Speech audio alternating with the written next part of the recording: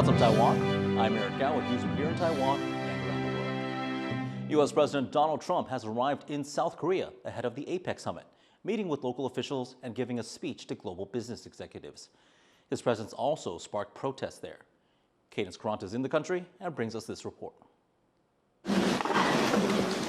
Rolling out the red carpet, South Korean President Lee Jae-myung awards U.S. President Donald Trump his country's highest honor for Trump's role as, quote, peacemaker, the first U.S. president to ever receive it. Later, the two discussed U.S.-Korean relations, talking trade, investment, and security cooperation. South Korea has been seeking a lower tariff rate after Trump slapped 25% tariffs on them, but negotiations have stalled. This is just one of several major meetings Trump is expected to attend during a short trip to the small city of Gyeongju, where this year's APEC summit is being held. Highly anticipated is a planned talk on the sidelines with Chinese President Xi Jinping. The two leaders are likely to discuss trade and tariffs as tensions between their countries soar, and Trump has also suggested the two could discuss Taiwan. Addressing an APEC gathering Wednesday afternoon, the U.S. president seemed positive the meeting would be productive. I think we're going to have a deal. I think it'll be a good deal for both. And that's really a great result. You know, that's better than fighting and going through all sorts of problems and, you know, no reason for it. I think it's going to be a great deal for both, so I'll be meeting him tomorrow. A lot of people are interested. They're also interested in what we're doing, but they're interested in that. I can tell you a lot. The world is watching. And I think we'll have something that's very exciting for everybody. And that's also good for South Korea. It's good for all nations. But elsewhere in Gyeongju, Trump's arrival brought dozens out on the streets. Protests have been happening all day here in Gyeongju, some against Trump and some in support of the U.S., like the one that's happening behind me. You can see people waving huge American flags in the background. And one day ahead of Chinese President Xi Jinping's arrival here in Gyeongju, some here are also wearing pins that say, "Keep the Chinese Communist Party out." This protester said many people here value South Korea's partnership with the U.S. and hope for more collaboration. They're also worried about increasing Chinese influence in the country. We don't like lying and deceiving people, and CCP, Chinese Communist Party, is doing that in our country, and everyone knows that. But our current president and the government is trying to cover our eyes, but it doesn't work. Strong connection with United States keeps the peace in Korean Peninsula over 70 years. We never forget. We are very grateful for that. We keep that, that is in our heart. And still, we need that strong connection because our current president, he wants to open the gate for the China. But not everyone is happy to see Trump. 관세 폭탄, 경제 수탈, 트럼프 방안 규탄한다. Much of this group traveled down to Gyeongju from the capital, Seoul, angry about the steep tariffs Trump has slapped on South Korea. 하고 있기도 하지만 트럼프가 관세를 무기로 삼아서 이걸 통해서 전 세계 다른 나라들에 대해서 경제적인 압박을 가하고 있는데 이게 결국에는 단지 국가 대 국가의 문제가 아니라 그 나라에 사는 평범한 사람들의 삶을 파괴시킨다고 생각을 하거든요. Capping off his first day in South Korea, Trump is scheduled to attend a dinner hosted by President Lee. 6 other major economies will also be represented there, including Australia, Singapore, and Canada, to discuss economic cooperation in the Indo-Pacific. Though he'll only spend 2 days in Gyeongju, Trump's presence here is having a major impact, and his talks with other leaders could affect economies across the world. Justin Wu and Cadence Karant in Gyeongju, South Korea for TaiwanPlus. Taiwan's envoy to APEC is emphasizing Taiwan's role as a responsible member of the economic community, as well as his willingness to help others. 台湾重视以规则为基础的国际经济贸易秩序，我们崇尚自由经济、诚信的交易，以及依法行政的价值。台湾人民与企业非常乐意与所有的 APEC 的经济成员在共同的信念价值观上面分享我们的经验，并提供协助。Lee made those remarks at a welcome banquet for corporate representatives in Gyeongju, South Korea, where the APEC forum is being held. Meanwhile, U.S. President Donald Trump is at a dinner hosted by South Korean President Lee Jae-myung, and it's also attended by officials from several other economies. When asked why Taiwan was not included, the delegation said the dinner was not part of APEC-related activities and was arranged for several heads of state. The delegation said that Taiwan would continue to actively participate in all APEC activities.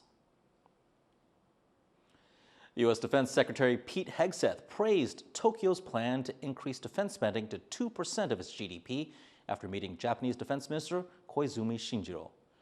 Hegseth said that Japan's move is an important step forward and called for its early implementation.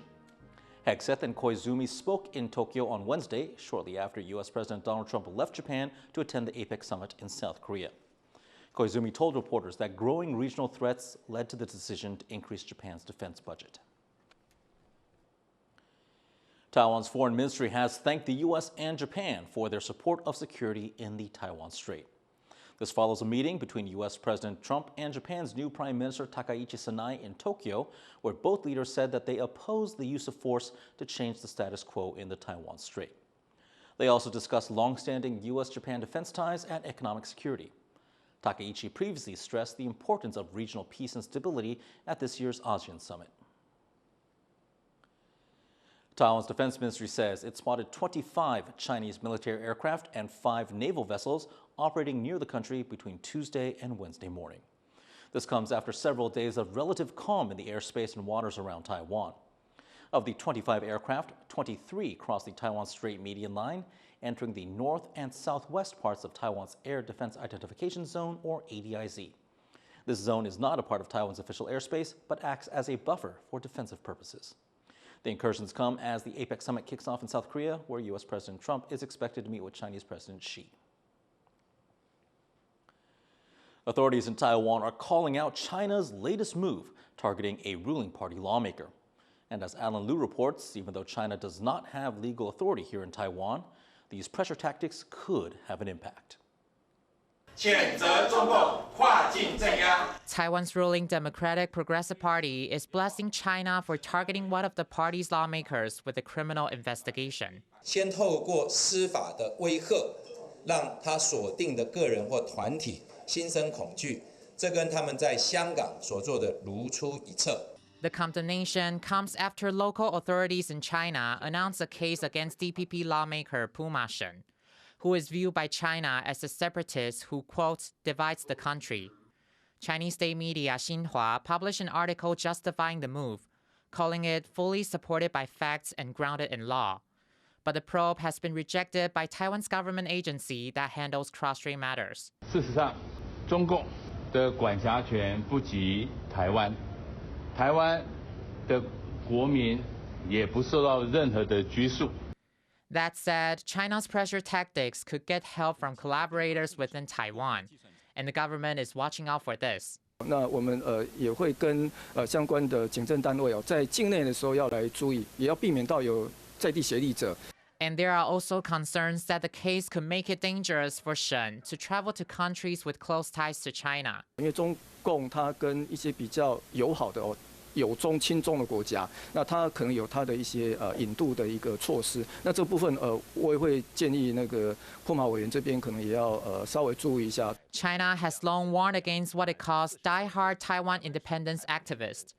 But this is the first time it has formally opened a criminal case against one of Taiwan's lawmakers. As Beijing doubles down on its pressure tactics, DPP lawmakers are calling for unity among Taiwan's political parties against the threats, saying their legislators could be next. Alex Chan, Heng Shi, and Ellen Liu for TaiwanPlus. Nvidia CEO Jensen Huang has announced several new U.S. tech projects and partnerships, including some with the government. Today, we're announcing that the Department of Energy is partnering with Nvidia to build 7 new AI supercomputers to advance our nation's science.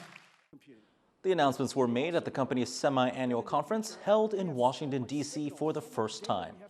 The location is seen as an appeal to the U.S. Congress and the Trump administration as the company seeks to play a leading role in building U.S. AI infrastructure and to lift sales restrictions of its chips to China.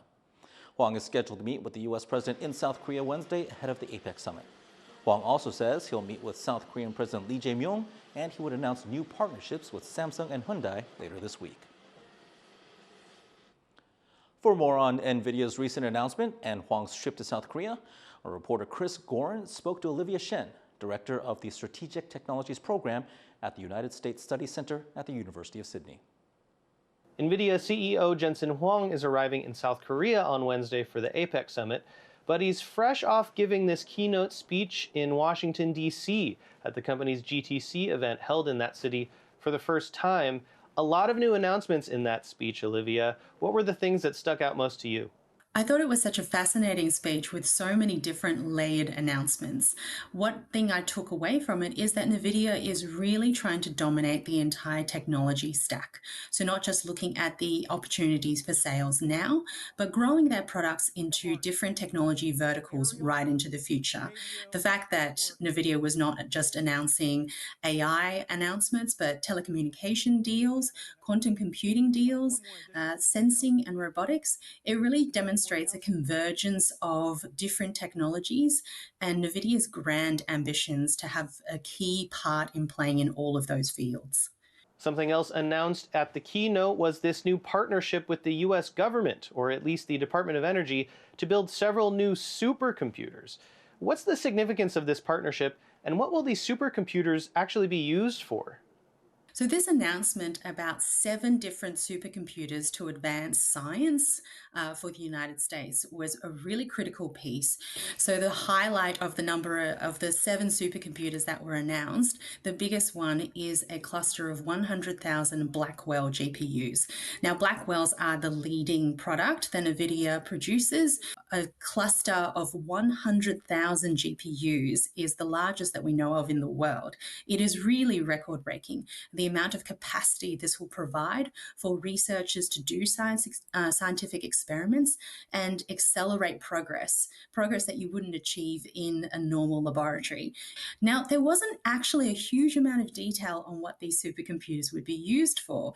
We heard them talk about scientific fields, security, and energy, and that's naturally what you would expect from a deal that is really in partnership with Department of Energy. But it didn't really go down to brass tacks about what those applications could look like. Jensen Huang is scheduled to meet with U.S. President Donald Trump on Wednesday, just one day before Trump is set to meet Chinese President Xi Jinping with the hopes of hammering out a new trade deal. Now, of course, the sale of Nvidia AI chips to China has been a major sticking point in U.S.-China trade tensions.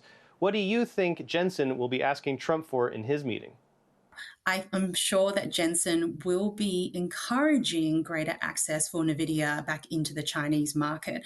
Nvidia is missing out on billions and billions of dollars of sales. You have people who say the right strategy is to get China addicted to US-made chips.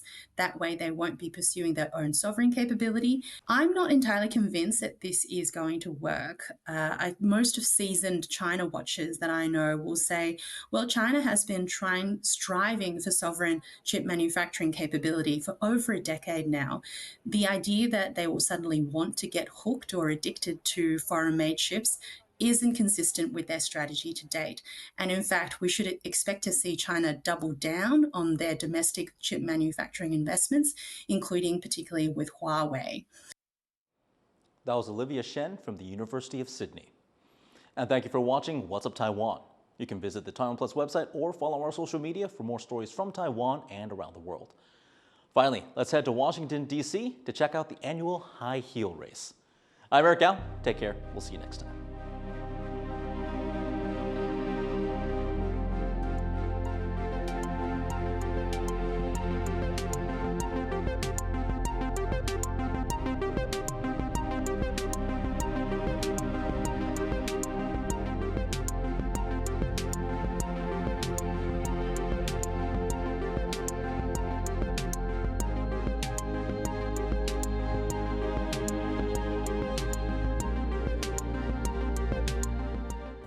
For more stories from Taiwan and around the world, download the TaiwanPlus app or follow us on social media.